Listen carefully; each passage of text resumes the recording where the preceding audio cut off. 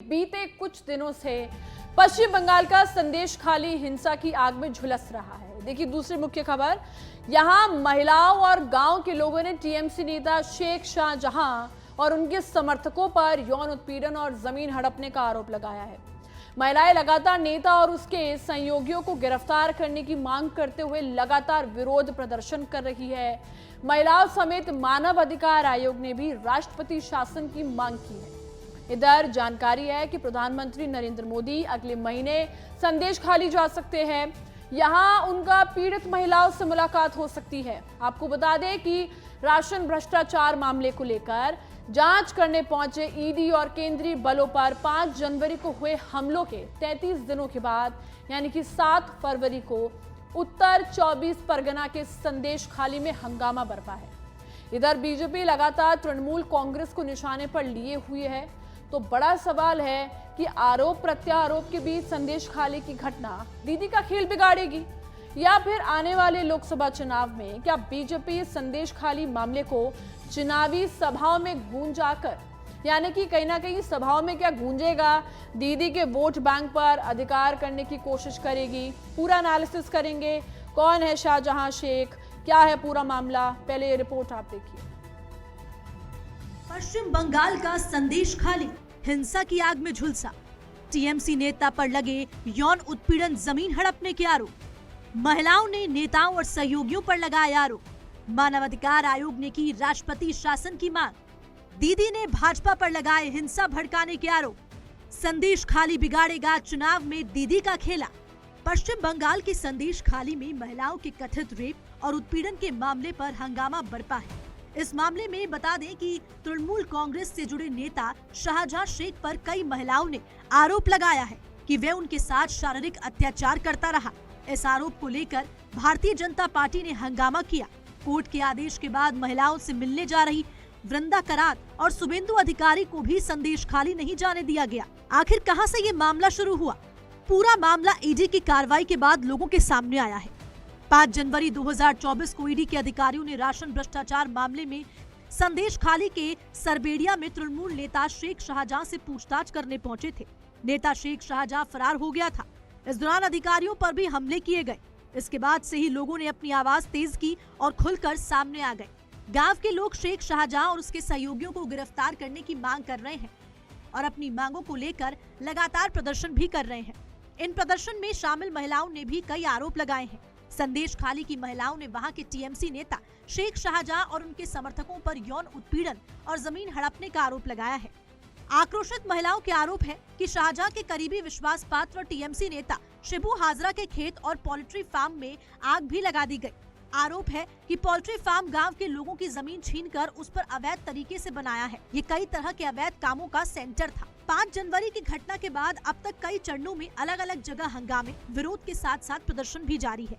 इसको लेकर 10 फरवरी को टीएमसी नेता पार्थ भौमिक ने रेड रोड रैली से उत्तम सरदार को 6 साल के लिए निलंबित करने की घोषणा की। उनका कहना है कि ये फैसला पार्टी के राष्ट्रीय महासचिव अभिषेक बनर्जी के निर्देश पर लिया गया है। कुछ ही घंटों बाद उत्तम सरदार को छेड़छाड़ के एक मामले में गिरफ्तार कर लिया गया। तो वहीं 12 फरवरी को संध्या उत्तम को बशीरहाट डिविजनल कोर्ट ने जमानत दे दी। उन्हें फिर से गिरफ्तार कर लिया गया और बशीरहाट पुलिस स्टेशन ले जाए गए। इस बीच पुलिस ने महिलाओं की शिकायतों की जांच के लिए 10 सदस्यीय जांच टीम का गठन किया। दूसरी ओर शिबू हाजरा का कोई पता नहीं चला है। इस बीच संदेश खाली की महिलाओं की शिकायत को टीएमसी शुरू से ही खारिज करती रही है। 15 फरवरी को पश्चिम बंगाल की मुख्यमंत्री ममता बनर्जी ने बीजेपी पर संदेश खाली में हिंसा भड़काने और वहां अल्पसंख्यक बनाम आदिवासी विवाद गढ़ने के लिए राज्य के बाहर से कार्यकर्ताओं को लाने का आरोप लगाया। उन्होंने कहा कि ये क्षेत्र दंगों के प्रति संवेदनशील है और यहाँ आरएसएस का आधार है। विधानसभा में ममता बनर्जी ने आरोप लगाया कि प्राथमिक लक्ष्य शेख शाहजहां थे, जो पिछले महीने ईडी अधिकारियों पर हमले के आरोपी सत्तारूढ़ टीएमसी के भगोड़े ताकतवर नेता थे। उन्होंने कहा वहां तनाव कोई नई बात नहीं है। इस कड़ी में पुलिस ने उत्तम और शिबू के खिलाफ दर्ज मामले में सामूहिक बलात्कार और हत्या के प्रयास को जोड़ा। इसके बाद टीएमसी नेता हाजरा को गिरफ्तार कर लिया गया। तो वहीं राज्य पुलिस के एडीजी और बारासात के डीआईजी का तबादला कर दिया गया। डीआईजी सुमित कुमार ने भास्कर मुखोपाध्याय को हटाया गया। तो वहीं संदेश खाली केस में कलकत्ता उच्च न्यायालय ने ममता बनर्जी सरकार पर तल्ख टिप्पणी की है। उसने कहा है कि कोई आरोपी कानून को ठेंगा नहीं दिखा सकता और न ही सरकार उसका साथ दे सकती है।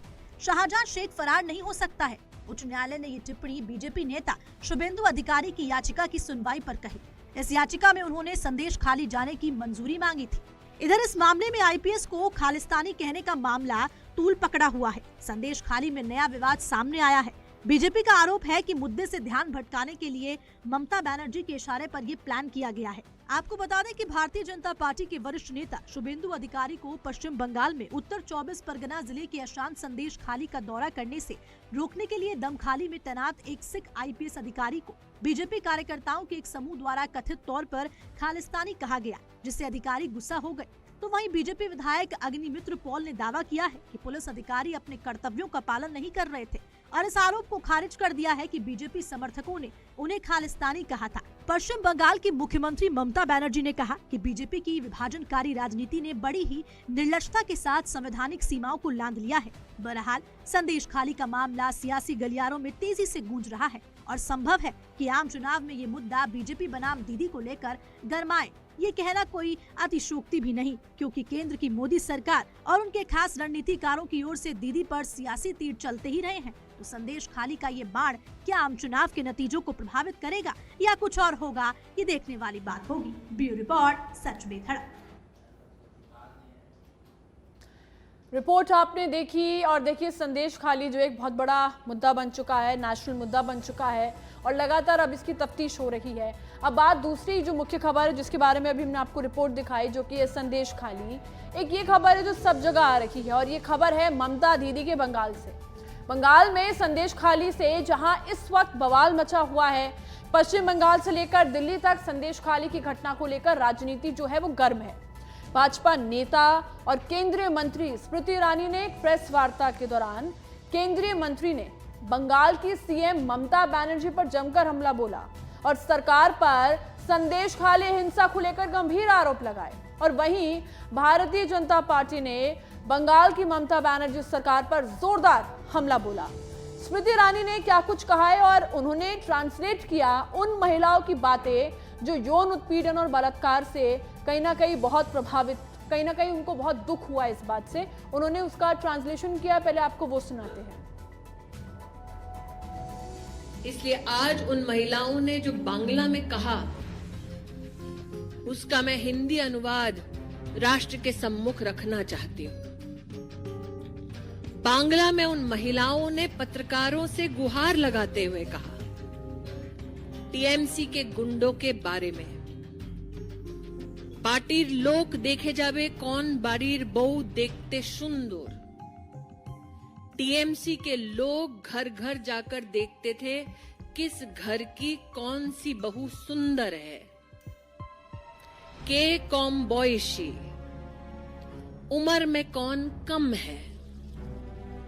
ये बंगाल की संदेश खाली की महिलाएं पत्रकारों से बांग्ला में कह रही थी कि उनके पतियों को तुम्हें शामी होते पारो किंतु तुम्हार कोनो अधिकार नहीं। जिन औरतों को आइडेंटिफाई किया जाता, उनके पतियों से कहा जाता कि तुम इसके पति हो सकते हो, लेकिन अब तुम्हारा इस औरत पर कोई अधिकार नहीं है। तो आपने सुना स्मृति ईरानी को, जिन्होंने ट्रांसलेट किया उन औरतों की बातें कि उनको क्या कहा जाता था, और वो पूरी वार्ता आपने सुनी स्मृति ईरानी की जुबानी।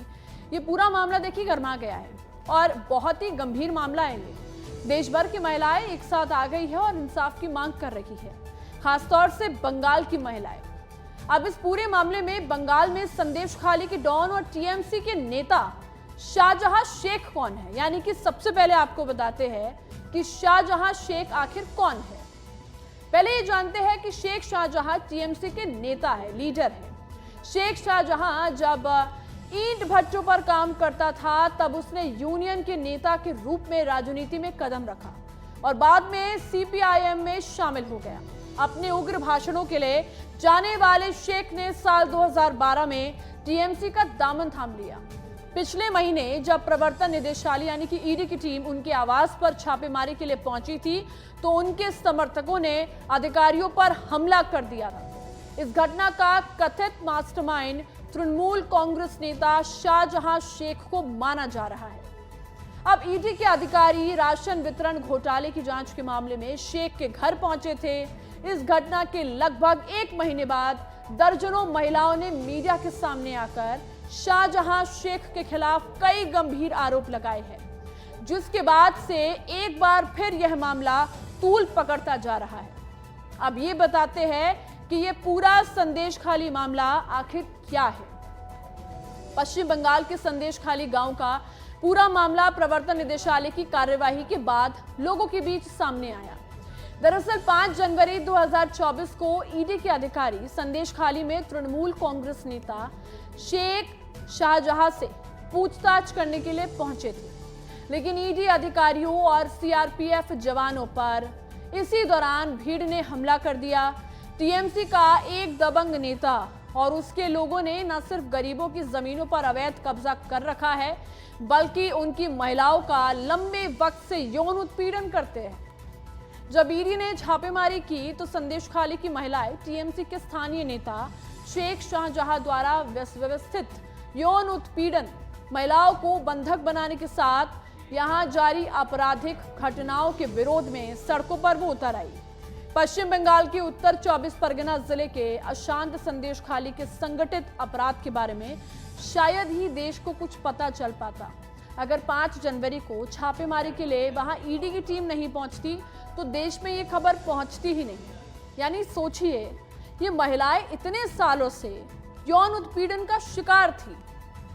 और सवाल यहाँ पुलिस प्रशासन पर भी खड़े होते हैं कि पुलिस आखिर क्या कर रही थी, क्या कर रहा था वहां का प्रशासन, क्या सो रहा था? क्यों पुलिस शेख शाहजहां को ढूंढ नहीं पा रही? अब शेख शाहजहां 5 जनवरी 2024 से गायब है। कहां है ये किसी को नहीं पता। यानी कि पुलिस इतनी कमजोर है बंगाल की कि वो अभी तक शेख शाहजहां को ढूंढ नहीं पाई है या फिर ढूंढना नहीं चाहती। अब क्योंकि टीएमसी दावा कर रही है कि शाहजहां शेख निर्दोष है, तो वो गायब क्यों है? अब जो खबरें सामने आई है उसने ये बताया कि शाहजहां शेख के गुंडे महिलाओं को जबरन उठा लेते थे और उनके साथ दुष्कर्म करते थे, उनका यौन शोषण करते थे। अब सोचिए, ऐसा व्यक्ति जिसकी ऐसी घिनौनी हरकत है वो पश्चिम बंगाल में कहीं छुपा हुआ है, यानी कि अभी भी खुलेआम छुपा हुआ है। वही पश्चिम बंगाल जिसकी मुख्यमंत्री ममता बनर्जी है, वही ममता बनर्जी जो कहती है कि लोकतंत्र खतरे में है, संविधान खतरे में है, सबसे ज्यादा वो ये बात बोलती है। अब दुख इस बात का है ये जानते हुए कि ममता बनर्जी खुद एक महिला है और पश्चिम बंगाल में एक महिला मुख्यमंत्री होने के बावजूद ये हो रहा है। बंगाल में संदेशखाली में महिलाओं के साथ बलात्कार हो रहे हैं, यौन उत्पीड़न हो रहा है, जबरन उनको उठा के ले जाया जा रहा है महिलाओं को, और उनके साथ जबरदस्ती हो रही है। और आरोपी के घेरे में टीएमसी नेता आ चुके हैं। जो आरोप है, अब टीएमसी जो नेता है उनके घेरे में आ चुके हैं। कैसे? देखिए, संदेशखाली की महिलाएं ने वहां के टीएमसी नेता शेख शाहजहां और उनके समर्थकों पर यौन उत्पीड़न और जमीन हड़पने का आरोप लगाया। महिलाएं विरोध में प्रदर्शन करने और धरने देने लगी। आक्रोशित महिलाएं ने शाहजहां के करीबी विश्वास पत्र और टीएमसी नेता शिबू हाजरा के खेत और पोल्ट्री फार्म में आग लगा दी। गुस्सा था, जाहिर सी बात है।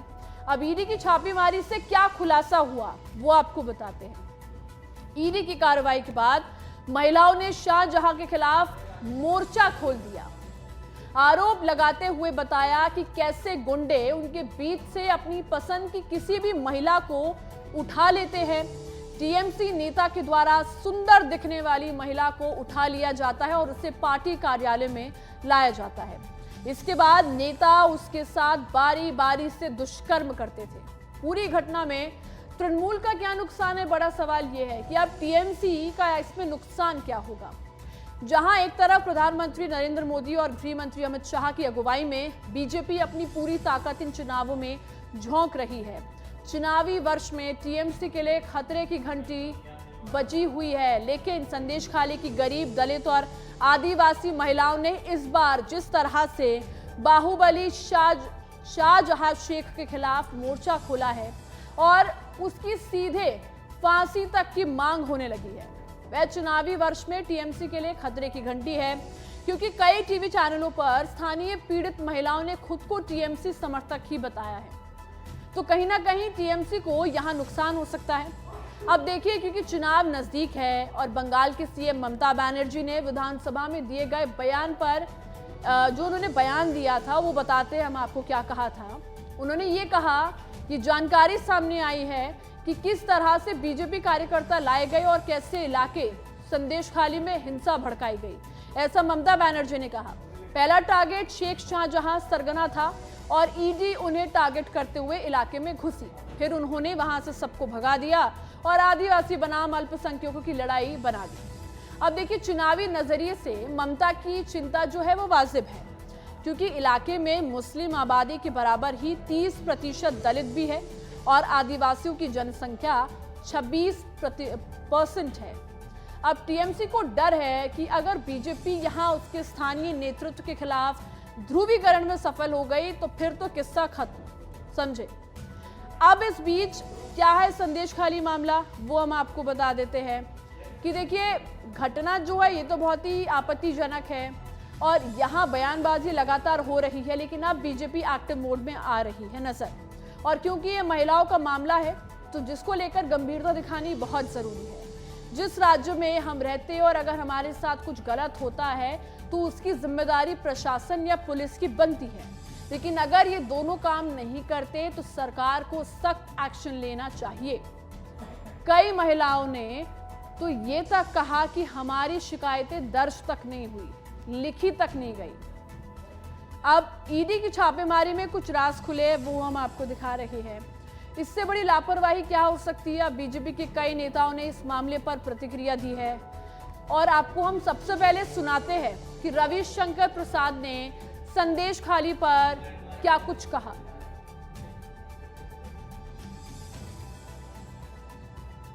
छुपाना चाहती है ममता जी, और क्यों छुपाना चाहती है ममता जी? एक महिला मुख्यमंत्री अपनी साख, पॉलिटिकल साख बचाने के लिए महिलाओं की इज्जत को दांव पर लगा रही है। क्यों? उनका जमीर कहां मर गया है और क्या हो गया है कि आज उनका अत्याचार, पुलिस का दमन सीपीएम के दमन से भी आगे निकल गया है। कभी ममता जी अपने अंतर विवेक पर कुछ सोचती हैं क्या? तो शेख शाहजहां और उनके समर्थकों पर शोषण के आरोप है। रात में महिलाओं को पार्टी कार्यालय ले जाने का आरोप है। मना करने पर मारपीट और हत्या की धमकी यहां पर आरोप कहीं ना कहीं लगाए जाते थे। अब शिकायत के बावजूद पुलिस पर कार्रवाई नहीं करने का आरोप है। इंसाफ के लिए महिलाएं संदेशखाली में विरोध प्रदर्शन कर रही है।